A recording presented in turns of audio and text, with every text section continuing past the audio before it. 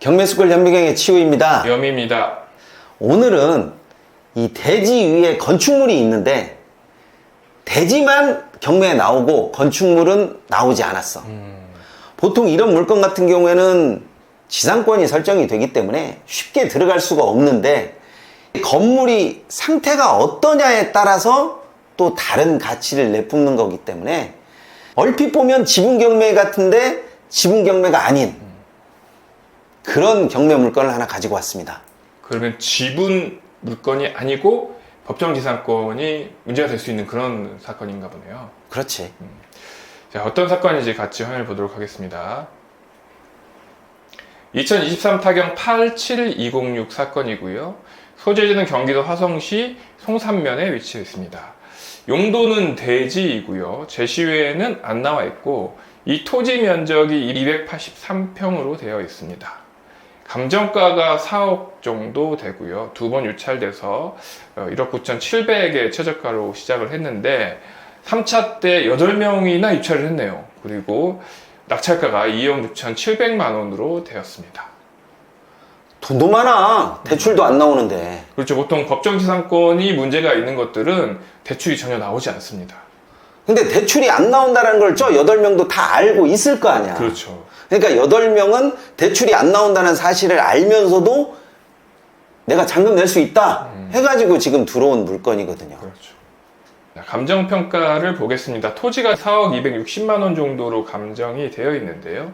자, 여기를 보면 제시외 건물이 영향을 받지 않을 감정가가 5억 4천입니다. 그러니까 이 건물이 있음으로 해서 1억 4천 정도가 감가됐다는 얘기인 거죠. 그렇지. 그러면 이 이야기는 바꿔서 얘기하면 저걸 잘 처리하면 5억 4천 정도의 가치 있는 부동산을 내가 취득한다라는 그런 이야기가 되잖아. 그렇죠. 자, 그리고 총 두 필지가 경매에 나왔는데 한 필지는 도로이고 또 한 필지는 대지입니다. 그래서 가만히 보면 이 도로는 이 채무자가 지분으로 갖고 있는 상태였고 이 대지는 전체가 이 채무자의 소유로 되어 있었던 거죠.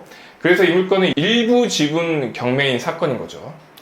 그러니까 저렇게 일부 지분이라고 하더라도 경매 정보지 첩면에 보면 지분 경매 이렇게 나와 있으니까 이 물건을 보지도 않고 그냥 이렇게 쓱 넘겨버리신다고. 그렇죠.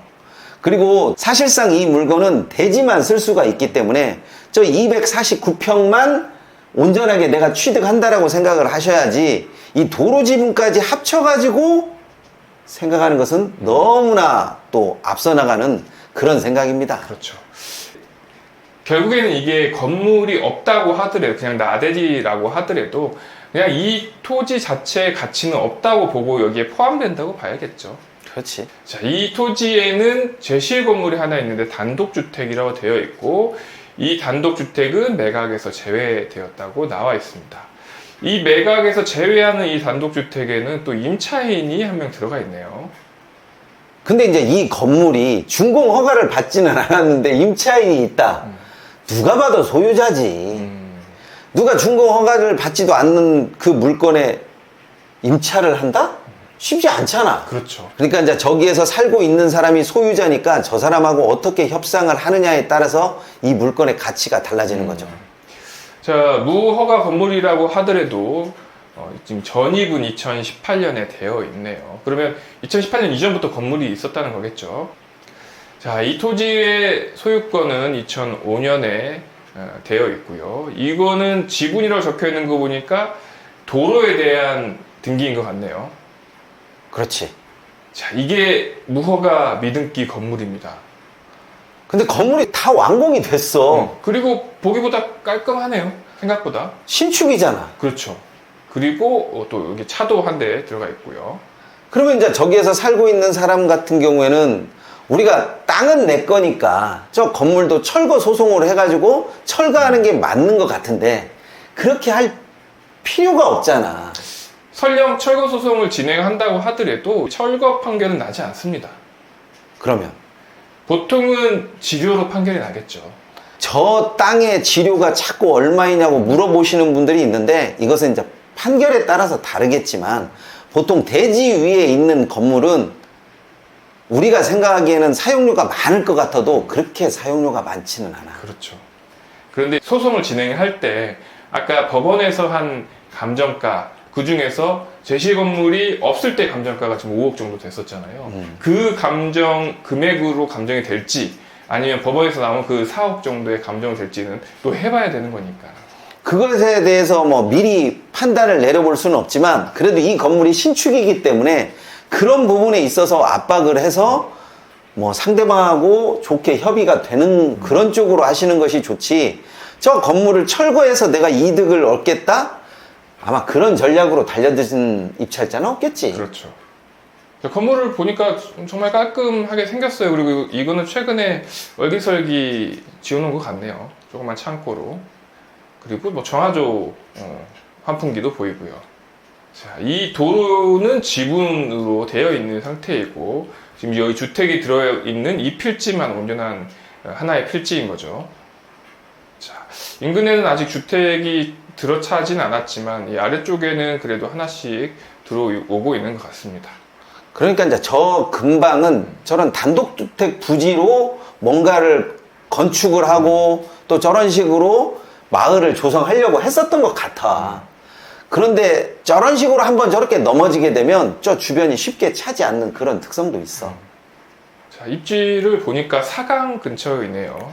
송산면 근처이고 이쪽으로는 번화해요. 저도 여기 예전에 한번 가본 적이 있는데 뭐 횟집 센터도 있고 좀 번화한 상태고 조금 외지긴 하지만 그래도 이 번화가 쪽으로 가까이 위치하고 있는 입지의 땅이네요. 그러니까 저 입지를 보고 저 정도의 값어치가 있는 거지, 만약에 저 입지가 아니었다라고 하게 되면 저 건축물 1억? 때에 따라서는 땅이 더 가격이 더 낮을 수도 있어. 그렇죠. 자, 그러면 이 토지에는 8명이 입찰을 했는데 어떤 식으로 출구 전략을 짜고 나와야 되는 건가요? 일단 대출이 안 나오기 때문에 현금이 좀 빵빵하신 분이 들어가야 되는 거고, 뭐 여기하고 바로 협의가 되면 좋겠지만 바로 협의가 되지 않는다라고 하면 천상 소송을 통해서 자신의 이익을 찾는 것이 가장 빠른 길인 것 같아. 그래도 결국에는 낙찰자가 이기겠죠. 당연히 건물에 가지고 있는 소유자하고 땅을 가지고 있는 소유자하고 붙으면 땅을 가지고 있는 소유자가 거의 10이면 10 정도는 이기더라고요. 거의 땅 주인이 이긴다라고 생각은 하는데 필요한 것은 시간하고 돈하고 이 부분을 어느 정도 생각하고 입찰하느냐가 관건이 되겠죠.